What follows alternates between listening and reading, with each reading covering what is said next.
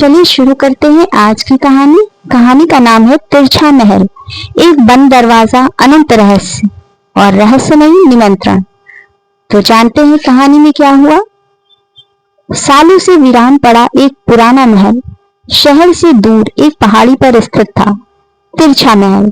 कहते हैं कि यह महल कुछ समय में खुद ही समय में टेढ़ा है। यहाँ समय आगे नहीं पीछे चलता है।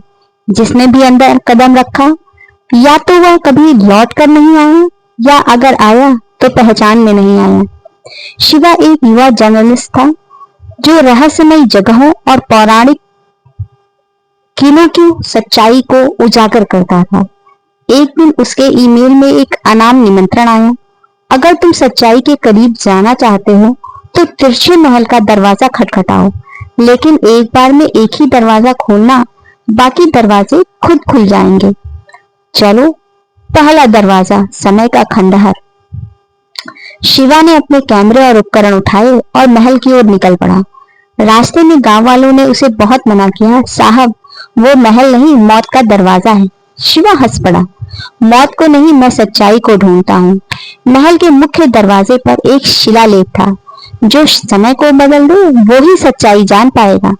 जैसे ही उसने पहला दरवाजा खोला, अचानक चारों ओर कोहरा छा गया और शिवा खुद को 1890 में एक राजघराने के बीच खड़ा पाया।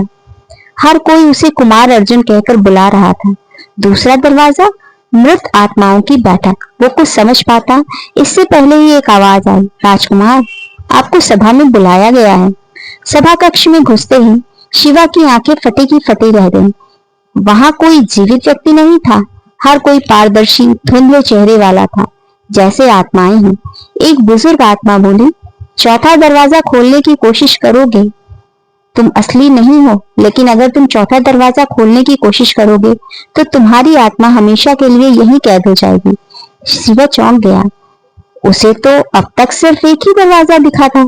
तीसरा दरवाजा, माया की भूल भुलैया।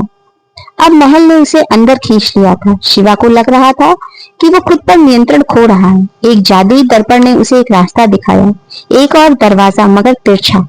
जैसे ही उसने उस दरवाजे को खोला, वो एक अजीब सी भूल भुलैया में पहुंच गया।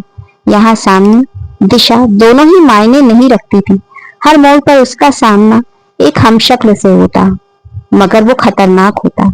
एक जगह दीवार पर खून से लिखा था, तू अब तक जिंदा है क्योंकि तेरी आत्मा शुद्ध है। लेकिन चौथा दरवाजा जो बुला रहा है, चौथा दरवाजा, आत्मा की तिजोरी।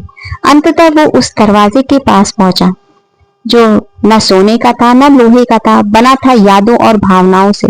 दरवाजा खुद खुला। सामने एक किताब रखी थी, तिरछे समय की गाथा। उसने जैसे ही पहला पन्ना खोला, पूरा महल कांपने लगा।